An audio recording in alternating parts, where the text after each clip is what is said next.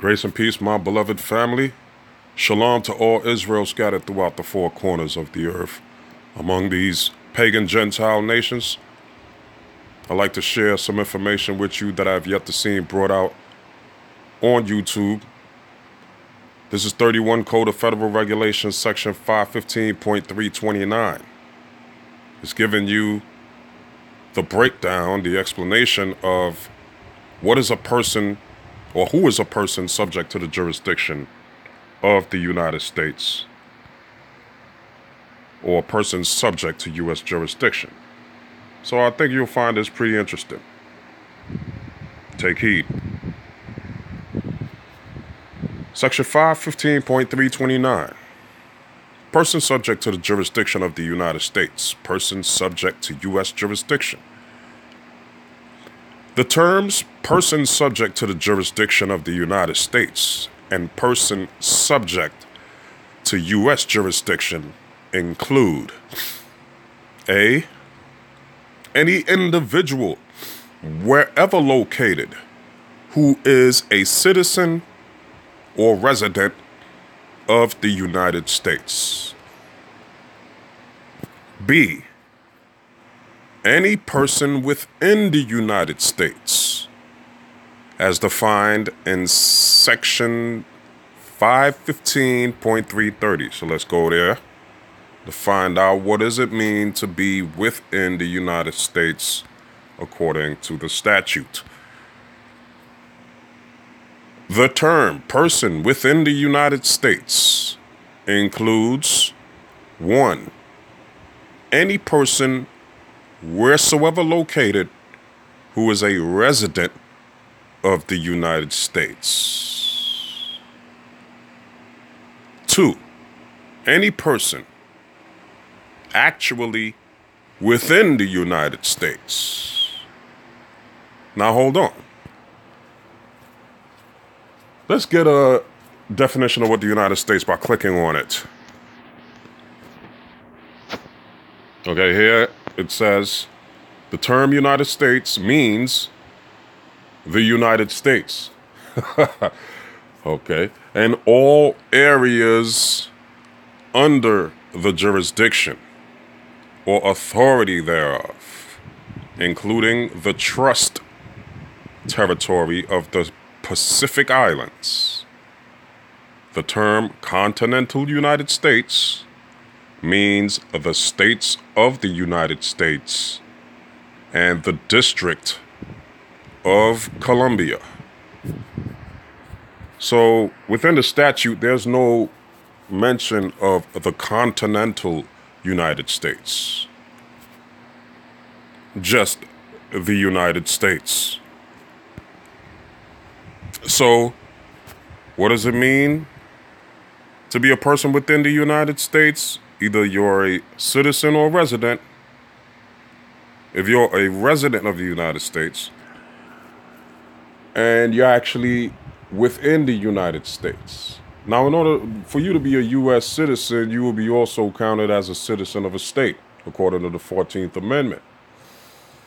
And the 14th Amendment, okay, the language of the 14th Amendment mentioning those who are subject to the jurisdiction thereof are citizens of the United States and the states wherein they reside.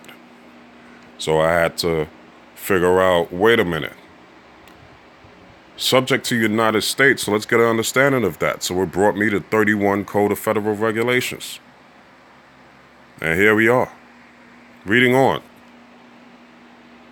Paragraph 3.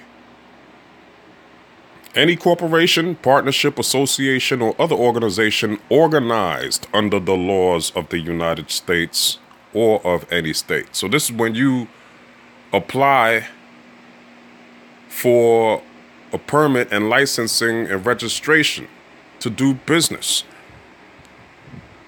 You apply to one of the states or municipalities, okay, to set up a corporation, partnership, association, or other organization. And even if it's within the territory or the possession or district of the United States, that business and those conducting that business, partnership, association, or other organization is subject and in the United States. 4, any corporation, partnership, association, or other organization, wherever organized or doing business, which is owned or controlled by any person or persons specified in paragraphs A1 or A3 of this section. See? So, if you are a person actually within the United States that is a resident of the United States, okay, and you are operating a business that has been created by one of the political subdivisions of the United States, okay, by voluntarily submitting an application for registration, then that is deemed also to be a person or persons within the United States. Okay, so that's the understanding of that. Paragraph B. Any person within the United States. Okay. So again, the terms person subject to the jurisdiction of the United States and person subject to U.S. jurisdiction include any individual wherever located who is a citizen or resident of the United States, any person within the United States, any corporation, partnership, association, or other organization organized under the laws of the United States or of any state, territory, possession, or district of the United States, and any corporation, partnership, association, or other organization, wherever organized or doing business, that is owned or controlled by persons specified in paragraphs A, okay, or C, okay, of this section. All right. So my family, as fellow clergymen, fellow ecclesiastics, we must understand and know what's going on. Are we subject to the jurisdiction of the United States? According to the statute here, 31 Code of Federal Regulations, Section 515.329 and 515.330. Are we subject to the jurisdiction? Huh? What evidence do you have to prove that we are subject to the jurisdiction of the United States pursuant to 31 CFR 515.329 and 515.330? Where's the evidence? Where's the evidence to prove that the church is located within the United States if there is a separation between church and state? If the United States, okay, if the United States is defined as the United States and all the areas under the jurisdiction or authority thereof, well, what is the separation between church and state? What is that? It's a principle of law that derives from the First Amendment to the Constitution.